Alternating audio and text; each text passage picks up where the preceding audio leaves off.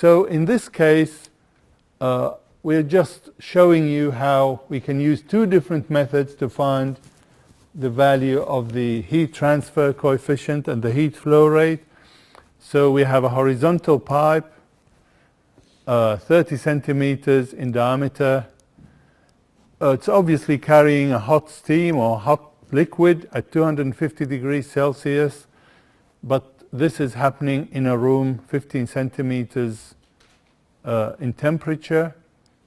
So we need to know how much heat we lose from that horizontal pipe per unit length per meter of the pipe.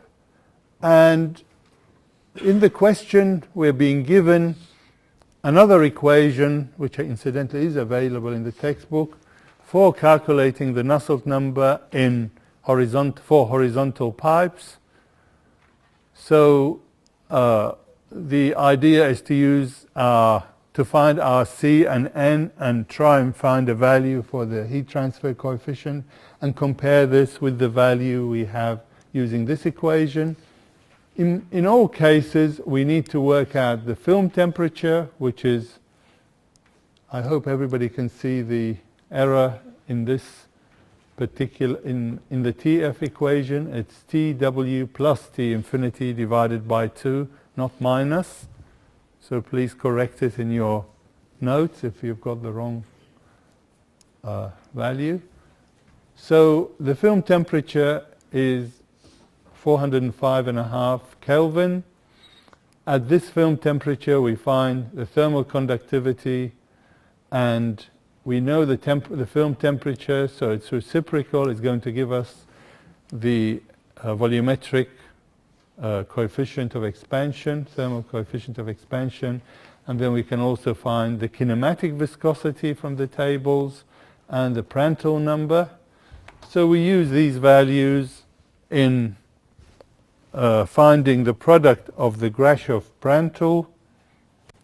So this gives us the value of the product of the Grashof-Prandtl, which is 1.5 times 10 to the 8. So now, if we know this value, we need to go back to our table. Let's see if we can go back and remember the value is 1.5 times 10 to the 8.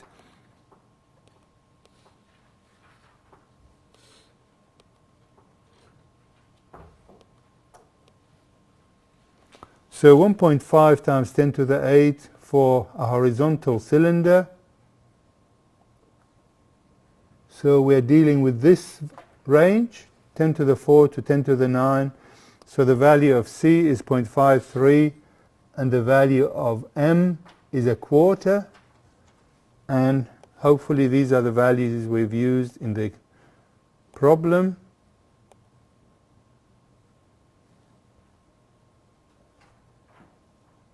Yeah, you can see the value of the Nusselt number is 0.53 times Grashof-Prandtl to the quarter, and this gives us the Nusselt number value of 58.7, and the average heat transfer coefficient obviously we calculate in exactly the same way as we did before.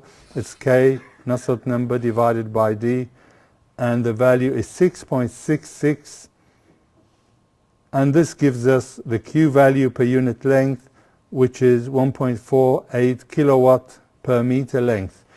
The 2 points to look at from a practical application situation before we go any further in this case is A, if we look at the value of H, the average heat transfer coefficient here, it's under 7 watt per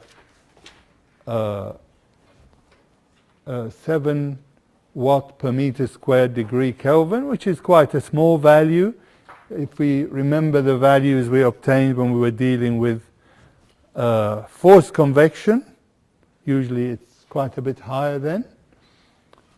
Having said that, despite this fact, you can see that every meter we have of our pipe loses us about 1.5 kilowatts of heat. So obviously there's something we have to do there if we want to maintain it at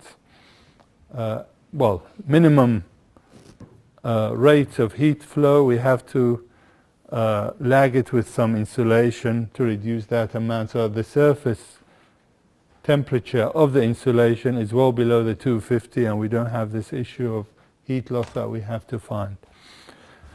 So if we go back to our problem, and having got the values, we can use this equation devised or suggested by Churchill and Chu, which are the researchers that produced this relationship. And this gives us a Nusselt number value, as you can see here, of 64.2. This compares with the initial value we found, which is 58.7. And you can see here there's an 8% difference between the two. And this also underlines the fact that our calculations in this case are never precise. These equations have to be treated with, keeping in mind that we are likely to be within 10% or so. Certainly the equation developed by Churchill and Chu is claimed to be more accurate, but again, the physical situation, the type of pipe we are dealing with, the ventilation in the room we are dealing with, the roughness of the surface, all these will affect the precise value of heat transfer rate in our particular practical situation. So we have to be mindful of that, and when we do our calculations, we allow ourselves some sort of safety factor.